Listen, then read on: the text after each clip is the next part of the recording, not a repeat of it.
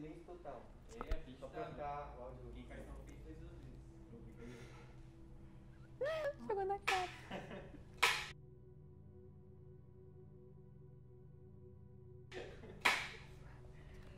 Oi, gente, tudo bem?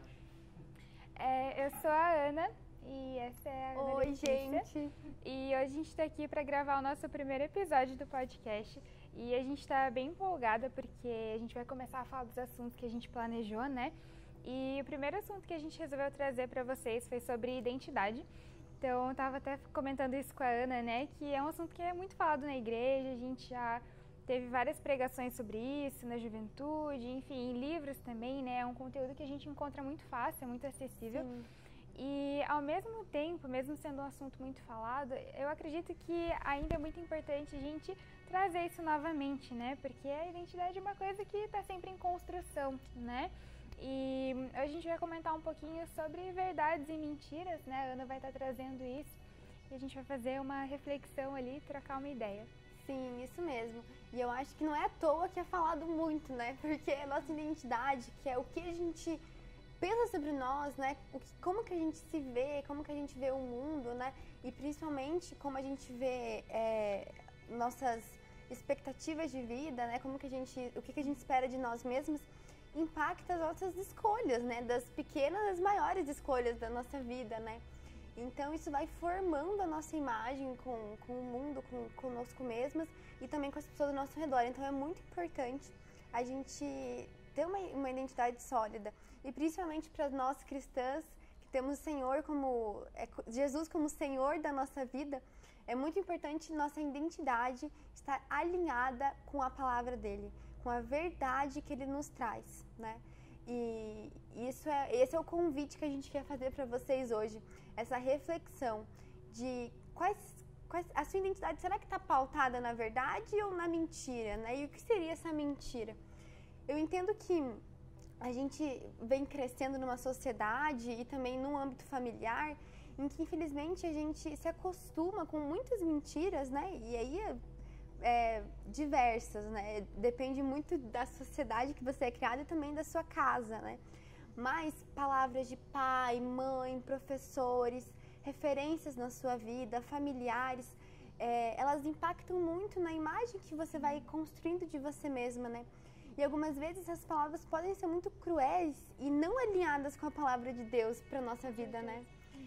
E aí que entra o nosso esforço, né? O convite de Deus para nós, que é a renovação da mente. Palavrinha-chave, renovação da mente. Palavras-chave para o que a gente deseja falar para vocês hoje. Por quê? Porque nós estamos acostumados a pensar, né, sobre a nossa identidade do jeito que a gente nasceu, do que a gente está acostumada, né? É mais cômodo. Então, se eu acho que eu não sou capaz, sei lá, de fazer uma mega planilha no Excel, porque meu pai um dia me disse que eu não conseguia e aquilo ali é impossível para mim, eu não nasci para isso, eu não consigo. E eu vou crescendo com essa verdade, né? E isso vai se tornando tão comum para mim que eu nem questiono esse pensamento. E a gente vai se acostumando com isso porque tem até uma frase legal que acreditar em mentiras gasta menos energia. Por quê? Porque a gente está acostumado a pensar daquele jeito, né? E seguir aquela rota de, isso aqui não é pra mim, ou Deus tá bravo comigo, ou Deus é um Deus cruel, é um Deus que não me dá atenção. Eu magoei muito Deus, já cometi muitos pecados, não tem como eu voltar pra Deus, né? E até tem uma frase que você comentou, Ana, sobre o reflexo, que eu acho que cabe bem aqui, né? Sim, exatamente. Estava falando com a Ana, até a gente estava comentando, né, sobre essa frase que eu li em um livro, que é O Conhecimento do Santo, que fala que a forma como a gente enxerga Deus revela muito sobre a forma como a gente se enxerga.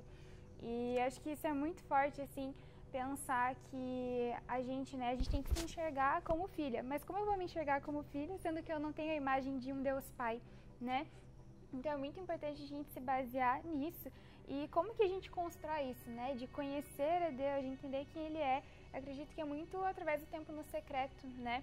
Eu penso muito que Davi, ele falava muito sobre guardar a palavra no coração, né? Isso. E o quão precioso é isso, a gente ter isso em mente, né? De que a gente tem muitas verdades sobre Deus na palavra, né? De que Deus é Pai, de que Deus, Ele é amor, que é um Deus que está perto de nós, né? Não é um Deus distante. E acredito que quando a gente começa a entender essas verdades bíblicas e realmente aplicar isso na nossa vida, fazer essa decisão consciente, né, de internalizar isso, acredito que ajuda muito na forma qual a gente se enxerga, né? E repetindo essas verdades, né, no início de um dia de trabalho, de estudo, né, para que a gente se acostume e viva de fato as verdades do alto, né, porque nós somos cidadãos do alto, né, nós somos embaixadoras de Cristo, de Deus aqui nesse mundo, né. Então, a gente já deve viver, né, com pensamentos do alto, com a cultura do alto, né? Então, esse é o convite de Deus para nós. E eu acho que você comentou de como que a gente pode fazer isso, né? Eu gosto de coisas bastante práticas, assim, né? Tipo, passo a passo. Então, eu acho que um primeiro passo, assim, que a gente pode indicar, que também eu comecei, né, tô nesse exercício, é você identificar quais são reconhecer que aquele pensamento pode ser uma mentira, né? Então, reconhecer que você pode estar enganado, né? Reconhecer que aquilo não está alinhado com o que você, com a tua identidade de filho de Deus, né? E esse tá aí o processo que Paulo nos convida que é o culto racional, né? Que é onde eu paro o raciocínio e penso, isso aqui está alinhado com a palavra de Deus, né? E daí entra a gente identificar, então, a mentira e perguntar para o Espírito Santo, qual que é a verdade sobre isso? Né? O que será que o Espírito Santo tem para me dizer sobre isso? Sobre essa preocupação, sobre essa emoção, sobre essa crença, né? Sobre esse meu julgamento do outro, né? Sim, até mesmo porque ele é o auxiliador, né? Sim, nosso conselheiro, nosso amigo, né? Então, eu acho que esse é um bom caminho, né? E quando a gente fala de ter verdades de Deus para nossa vida, tá aí o processo atemporal, né? Que a gente vai construindo ao longo das fases da nossa vida, porque a palavra de Deus, ela se renova, ela é viva, né? Então não é uma coisa que tem começo, meio e fim. Então essas verdades, eu acho que não faz sentido a gente listar aqui verdades, porque isso depende muito do teu contexto de vida hoje, né? Então, o nosso convite é que você busque essas verdades, né? Que o Espírito Santo tem especialmente para você, né? Para você naquele dia que foi difícil, quais são as verdades naquela situação, com aquela pessoa, né? Que algumas vezes você tem uma mágoa, você tem uma barreira, né?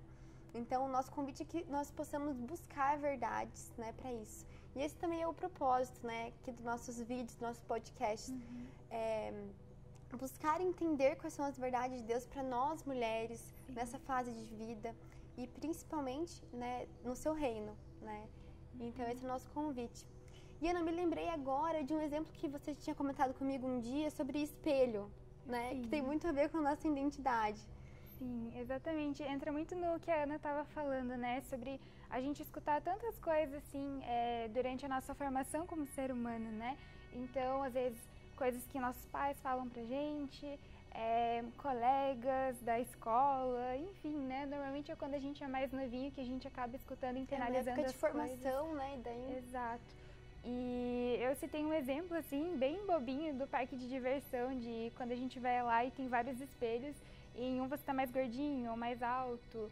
E, enfim, ele é uma imagem que tá distorcida sua, mas muitas vezes a gente, por ter a crença de que é um espelho, a gente acaba acreditando no que está na nossa frente, né? Sendo que não é bem assim.